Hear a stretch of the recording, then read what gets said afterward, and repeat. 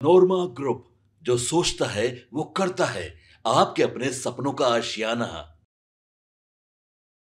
Inside story में हम बिहार की वो घटनाएं आपको बताते हैं और जिन घटनाओं का असर आने वाले चुनाव पर होना है और बिहार की राजनीति में होना है, जिसका सीधा असर आप पर पड़ता है। इसी कड़ी में अगर 2025 के चुनाव को हम देखें तो 25 साल के बाद एक बार फिर से बिहार की राजनीति में एक नया मोड़ आता हुआ दिखाई दे रहा है। लगातार जब समीक्षा की जाती है और इतिहास के पन्नों को पलटा जाता है तो सोच से यह पता चल रहा है कि विधानसभा चुनाव में इस बार स्पष्ट बहुमत आता हुआ दिखाई नहीं दे रहा है। जो वर्तमान स्थिति है, दो गठबंधन आपस में जम करके आमने सामने की लड़ाई में कांटे की टक्कर देने को तैयार हैं।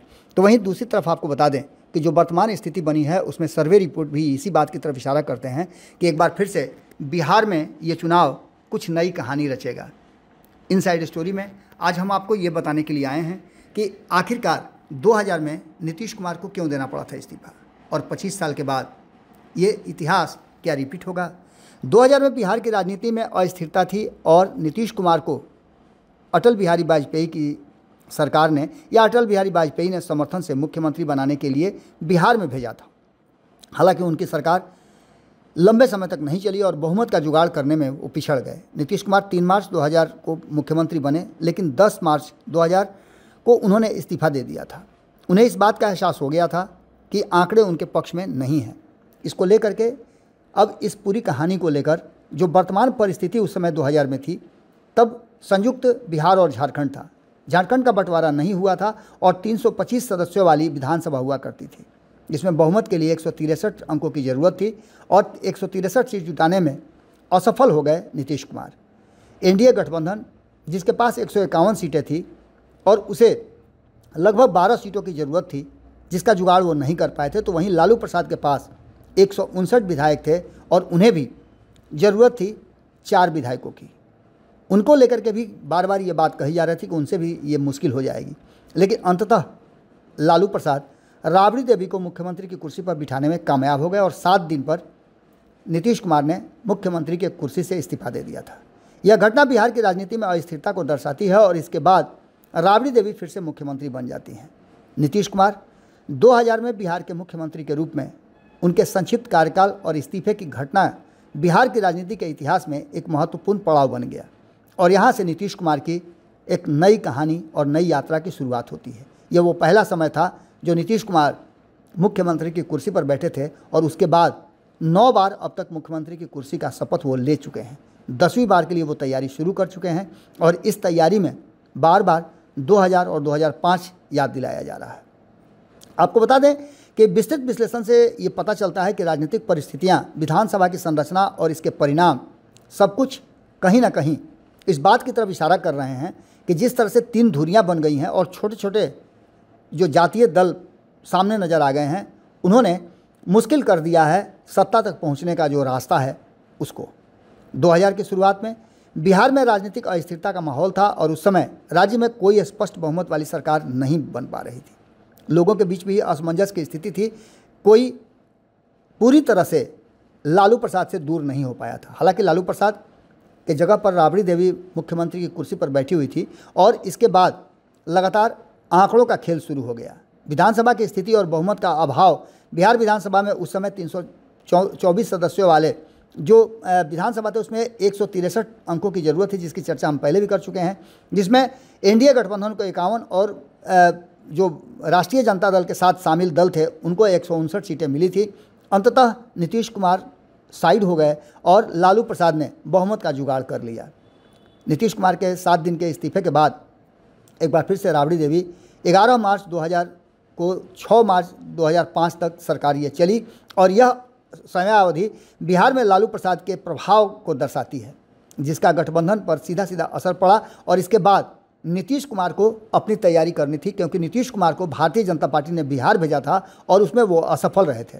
अब नीतीश कुमार को यहाँ से अपनी यात्रा शुरू करनी थी और 2005 में नीतीश कुमार ने अपनी यात्रा को एक नया रूप दिया और यात्रा के माध्यम से ही वो लोगों के पास पहुँचे। आपको याद होगा कि अब तक 13 से 14 यात्राएं नीतीश कुमार बिहार की जनता के बीच कर चुके हैं। हाल फिलहाल में उन्होंने प्रगति यात्रा की थी और इस यात्रा के काफ़ी फ़ायदे नीतीश कुमार को मिले हैं, जिसमें वो जनता से सीधे सीधे जुड़े और उनसे संवाद करने के बाद उनकी समस्याएं सुनी। जिससे लोगों को भी लगा कि उनका मुख्यमंत्री उनके साथ जुड़ा हुआ है। 2005 से नीतीश कुमार का जो सफ़र शुरू हुआ वो पहले बार में नहीं हुआ था। ये दूसरा ऐसा मौका था जो 2005 के फरवरी में नीतीश कुमार फिर से बहुमत से दूर रह गए। हालांकि इस बार लालू प्रसाद भी कोई खेल नहीं कर पाए और उनकी भी सरकार नहीं बन पाई। इसके बदले आपको याद होगा कि उन्होंने राष्ट्रपति शासन लगाने की बात की और राष्ट्रपति शासन लग भी गया। 6 महीने के राष्ट्रपति शासन के बाद जब नवंबर में चुनाव हुए तो नीतीश कुमार पूरे बहुमत के साथ आए। 88 सीटें नीतीश कुमार जीते और 55 सीटों पर भारतीय जनता पार्टी को विजय हासिल हुई।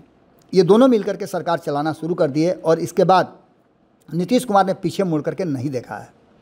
बिहार की जब भी बात होती है तो 2000 और 2005 के फरवरी के बाद 2005 के अक्टूबर नवंबर में जब नीतीश कुमार अपनी यात्रा शुरू किए उसके बाद उन्होंने पीछे मुड़ करके नहीं देखा है। और अब जो वर्तमान स्थिति बनी है वो आप अच्छी तरह से जानते हैं।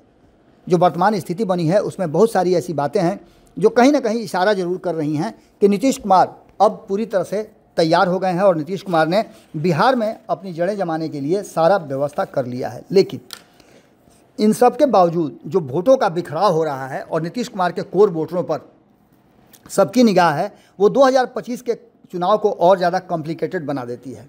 हम इसलिए इस बात चुनाव को कॉम्प्लिकेटेड बताते हैं और 2000 की चर्चा हम इसलिए कह रहे हैं कि 25 साल के बाद एक बार फिर से उसी मोड़ पर आकर के खड़े हैं नीतीश कुमार, जहां 122 की संख्या उसे उन्हें पूरी करनी है। 2020 में आपने देखा होगा कि नीतीश कुमार बहुत ज़्यादा मेहनत करने के बाद बड़ी मुश्किल से सत्ता तक पहुँचने में कामयाब हो पाए। 122 के आंकड़े में उन्हें 125 ही मात्र प्राप्त हुए, जिसमें 2 दल हिंदुस्तानी आवाम पार्टी और वीआईपी इन दोनों के 8 सदस्यों के बदौलत नीतीश कुमार सरकार में बन पाए। उनकी स्थिति ये रही कि वो पिछला रिकॉर्ड भी कायम नहीं रख पाए और 2010 के बाद जो उनका ग्राफ गिरा, 2015 में 71 सीटें और 2020 में तो 43 पर आकर के टिक गए।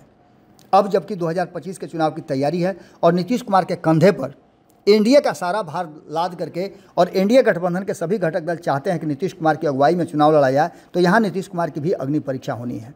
नीतीश कुमार की उम्र और बहुत सारी ऐसी बातें हैं जिसको लेकर के बार बार सवाल खड़े हो रहे हैं।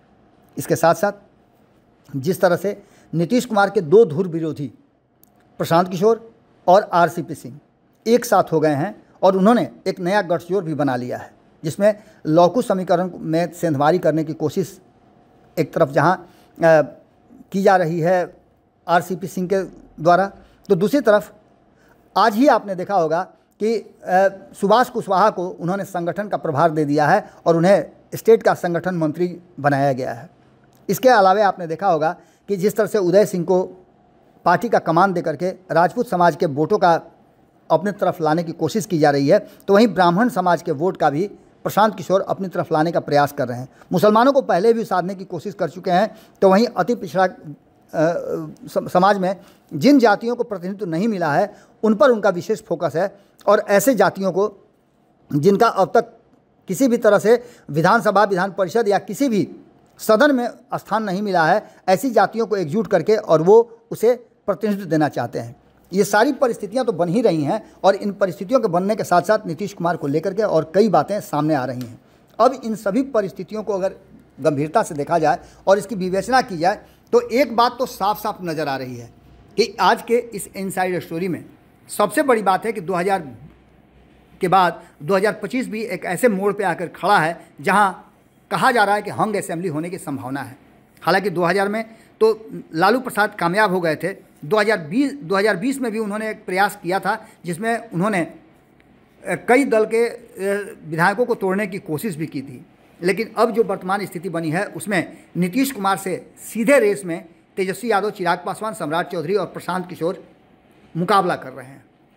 मुख्यमंत्री की कुर्सी एक बड़ा स्टेक है जिसको लेने के लिए नीतीश कुमार ने नारा तक लगा दिया है और उनके ऑफिस के बाहर आप खड़े होकर के अगर उनके ऑफिस की तरफ देखें तो आपको सीधे नज़र आ जाएगा कि 2025 से 30 फिर से नीतीश सबके हैं। ये नारा तो आपने सुना ही होगा और इससे पहले एक नारा और आया था कि अगर बात बिहार की होगी तो नाम नीतीश कुमार का होगा। लेकिन इस नाम के साथ साथ और कई नाम जुड़ने लगे हैं।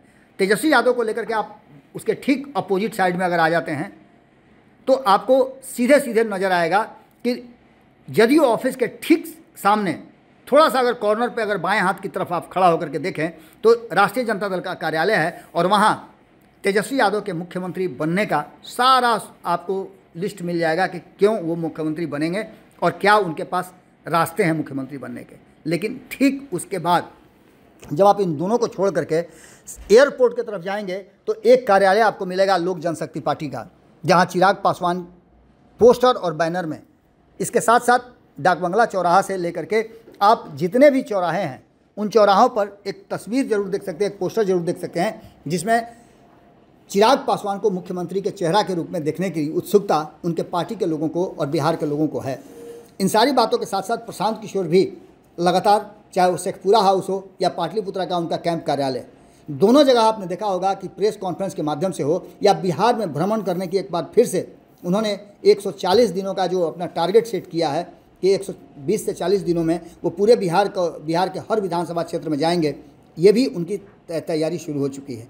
यानी कि सीधे तौर पे देखा जाए तो 2000 के बाद 2005 और 2005 के बाद 2025, यानी इन 20-25 सालों में जो बिहार की राजनीति ने एक करवट लिया है और नीतीश कुमार इस करवट में राजनीति को की धुरी बन करके रहे हैं, आज वही नीतीश कुमार अब सवाल के घेरे में है कि क्या वो सत्ता तक पहुंचा सकेंगे एनडीए गठबंधन को। और इसी को लेकर के दोनों ही गठबंधन के साथ साथ तीसरा जो खेमा है, प्रशांत किशोर ने जनसुराज जो तैयार किया है, उस जनसुराज की तरफ देखा जा रहा है। तो वहीं आपको बता दें एक और मोर्चा जो कई छोटे छोटे जातीय दल हैं उनको लेकर के बनाने की कोशिश चल रही है। हमारी जानकारी के अनुसार बहुत जल्द इसी सप्ताह के अंत में आपको देखने को मिल सकता है या फिर नेक्स्ट सप्ताह में ये देखने को मिल सकता है कि कई छोटे छोटे दल, ऐसे करीब 15 से 25 ऐसे दल हैं जो एक साथ मिल करके एक नया गठबंधन बनाने की कोशिश कर रहे हैं। जिन लोगों को, जिन जातियों को और जिन समुदाय को प्रतिनिधित्व नहीं मिला है और जो चाहते हैं कि बिहार में वास्तव में विकास हो, सिर्फ नारों की राजनीति नहीं हो, सिर्फ खुश करने की राजनीति नहीं हो, वैसे लोग एकजुट होकर के और एक नए गठबंधन की तैयारी में लगे हुए हैं। अब देखना ये होगा कि आखिर क्या कुछ होता है। तेजस्वी यादव, चिराग पासवान, सम्राट चौधरी और प्रशांत किशोर ये नीतीश कुमार के रास्ते में कितना ज़्यादा अड़ंगा लगाते हैं, रोड़ा अटकाते हैं और ख़ुद को आगे लेकर के जाते हैं, या फिर नीतीश कुमार अपनी चाणक्य नीति से एक बार फिर से हिस्ट्री रिपीट होने से बचा लेते हैं।